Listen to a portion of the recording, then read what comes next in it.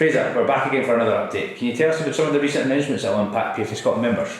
Well, there's a lot been going on that perhaps goes unnoticed in Scotland. My role on the European and global board of FIFPRO means that I'm involved in a lot of discussions and initiatives going on behind the scenes, and one of the big ones is the signing of a memorandum of understanding between FIFPRO Europe and UEFA, and I think UEFA have to be congratulated for having the foresight to actually come to us and speak to us about having an understanding and having FIFPRO at the table. And it's a big step forward for players because we will now be able to discuss many topics directly with UEFA on behalf of the players, and also FIFPRO Europe will have one seat on the executive committee of UEFA. So that's big news, and that will certainly help Scottish players get their voices heard. And as you said, they're using the MOU as a significant step forward for players. What sort of initiatives can we expect that address some of the issues that are currently going on, such as workload and the match calendar? Yeah, well, youth have been very open. I mean, we will work on workloads, work on player welfare, and work on employment-related issues to do with contracts and registrations and the transfer system. We'll also be working to develop women's football, which is high on the agenda of us all, is to make women's football better and improve the standards there as well. And we'll also be looking at sort of education and medical research projects as well. So really just working together on anything that affects our members. And you've got to remember that everything that the government bodies do does affect our members, from regulation to transfer system to the match calendar. Everything affects the employment of our members, and it's really a big step forward. And I think the FIFPRO Europe have done a fantastic job in getting to this stage. And you mentioned a couple of times there the transfer system. Just a couple of weeks back there was a significant case in the European Court of Justice surrounding Lassana Diarra. Obviously it's quite a complex case. Can you maybe break that down for us and assess how that might impact the world of football moving forward? Yeah, I don't think it's got much coverage in Scotland, the Lassana Diarra case, but it's huge in the sort of global football world, and the implications of it are perhaps not rightly known by ourselves at the moment. But basically, Lassana Diarra was ordered to pay compensation to a Russian club in the region of 13 or 14 million for breaching his contract, and that was really something that was going to put him out of the game, made him bankrupt, meant he couldn't get another club. So a case in the Court of European Justice, I should say, ruled in favour of Diarra. It was supported by FIFPRO Europe, the UNFP, the French Union as well. They're very strong on it. So it's a big step forward, and it basically means that governing bodies can no longer make rules just themselves without speaking to employees. They can't have rules that stop the freedom of movement. They can't have rules that breach European law.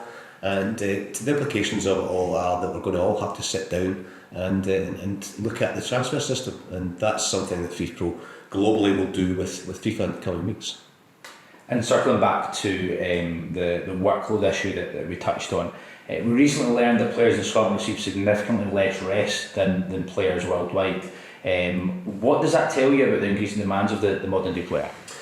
Well, I think there's been huge publicity around the likes of Rodri, who said players would go on strike, but one after another in the European football, there's been so many players talking about this publicly and talking about the workload. And I think now, given the Club World Cup's been put in place, I think that was the final straw for these players who are already playing a lot of games, and I think we have to acknowledge that. But there are implications for Scottish football, for example. You know, the more games that you have at international European level, the more pressure comes on the domestic game to perhaps have less league games, to perhaps drop one of the League Cup competitions. That's an impact on our clubs, and therefore on the income that our clubs can have as well. So from that perspective, it actually does have an impact on Scottish football, and as you quoted the stats there, you know, the rest periods are very, very short in Scotland in between games. And as you mentioned, top players around the world are now sort of averaging between 60, 70, sometimes up to 80 games per season. Although that might seem like a foreign concept for players in Scotland, we do perhaps have a couple of examples where players are getting more and more demands with usually to do with the success of the national team as well. How do we tackle that in terms of getting around the table and ensuring that everybody's comfortable with the match calendar? Well, I think as I said earlier, there's a domestic implication and the domestic dimension for the games. But what it also means is the added match calendar, the increase in European ties, is that this year we won't have a winter break, and that's been welcomed by the players, especially those that play European ties every midweek. They're playing international football and travelling for a third of the year and away from their families for a third of the year. So when you've got that being changed, that has an impact on their mental and physical health. But you've also got the situation where we've conducted a survey with with the Championship League 1 and League 2 players, and overwhelmingly over 90% of players came back saying they would like a winter break. And for many of those players, they're part-time players as well, who are forced to play through Christmas time, forced to play right through the whole season start, the pre-season training probably a month after the season ends. And these guys are training 4 days a week and also playing on a Saturday as well. So the implications are manifold. The workload impacts players all down the levels, not only just at the highest level of their waters and the legs. And on a separate note, something that got a little bit of publicity during the week just past, we've recently addressed the dangers on pyrotechnics for our players in Scotland. Can you let us in on some of the advice you received around that?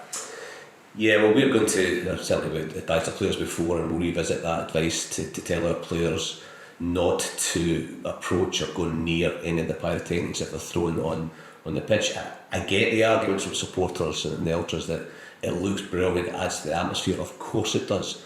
But I've been on record saying that there is a danger to this. These things are explosive devices, and there's been a couple of situations in the last 12 months. One where a Cypriot player was hit on the head, and the pyro exploded and it affected his hearing. Fortunately, got his hearing back, but he had a loss of hearing for a period. And recently, in the lower leagues in Belgium, a player picked up a pyrotechnic to throw off the park, and it exploded, and he lost a whole finger, and half of his other fingers.